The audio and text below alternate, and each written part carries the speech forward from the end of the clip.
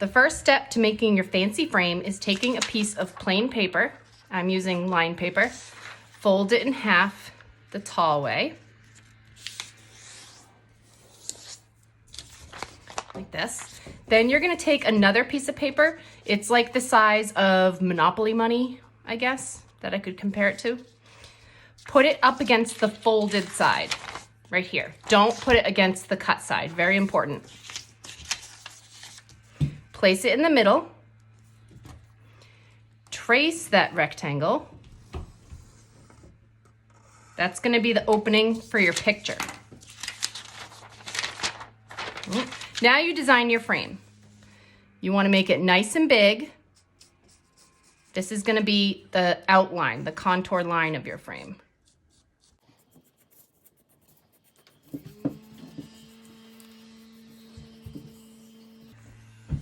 Okay, I like that.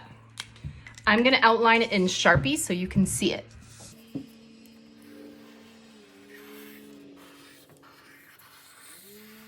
All right. Then you'll go ahead and cut it out. Keep your paper folded as you're cutting.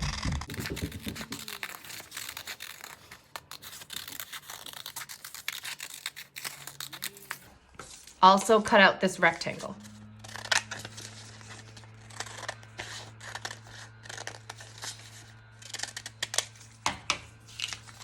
Open it up.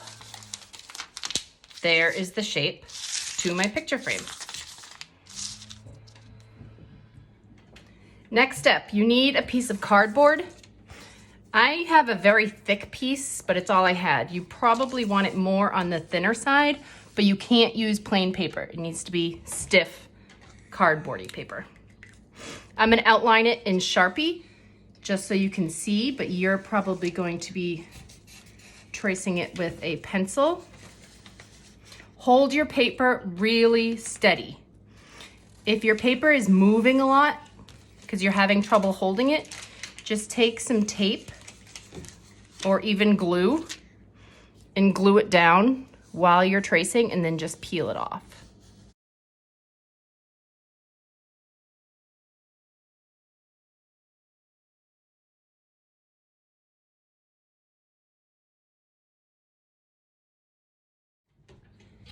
To cut out your frame, if you have an adult around that happens to have an X-Acto knife or a box cutter, you have to have them do it. You cannot cut it yourself. They can simply go slowly and cut out the middle. Now, if you do not have one of these items, you can take scissors, stab the middle, and then go around and cut out your frame.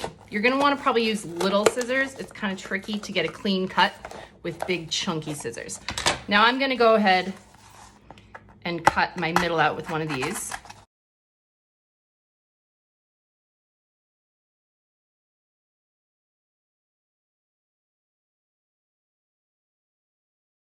There's the middle to my frame. If you're using a thinner cardboard, it would be easier.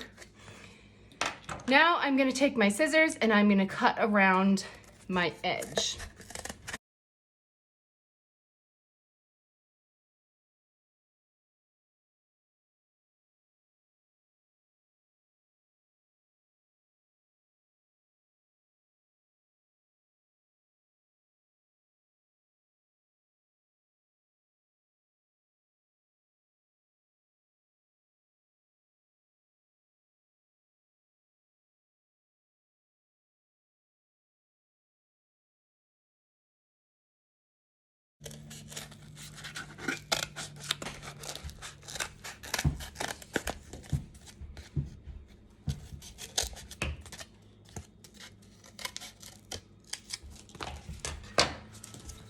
Here is my frame.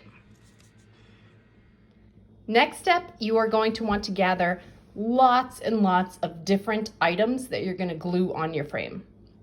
So, I just went pillaging around the house.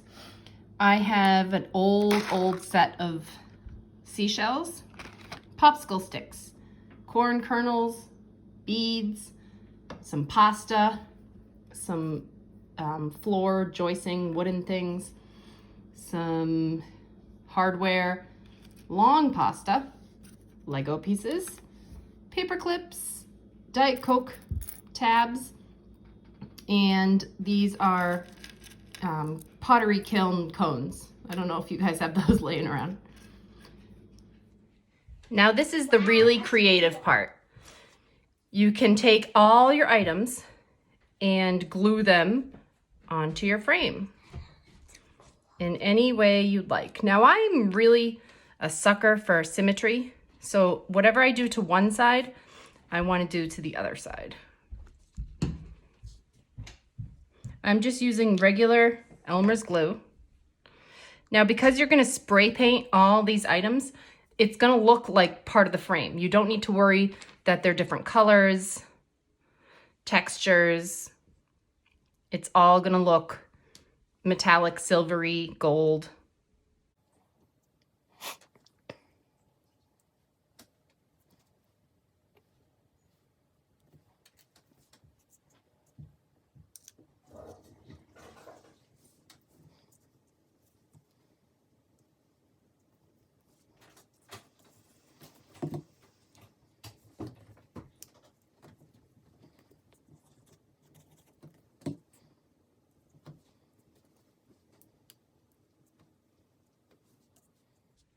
Now I'm going to go ahead and choose all of my items. I'm going to arrange them the way I like. As you can see, I have completely filled my frame. All my negative space is all filled up, so every part of my frame will have some interest to it. I have lots of layering. I did shells on top of this Lego piece, pasta on top, corn kernels on top, and that's just going to help add interest. Let it dry. When you spray paint, you want to have something under you and go in somewhere that it doesn't matter if you get spray paint, like I'm doing it in our rock gravel side of our driveway. You can put out paper, newspaper, paper bags. You want to protect what's ever underneath. I'm using silver. Make sure the hole is away from you and about, I don't know, 8 inches away. And spray paint your frame. Then you want to go to the other side to make sure you get all the angles. I'm walking around.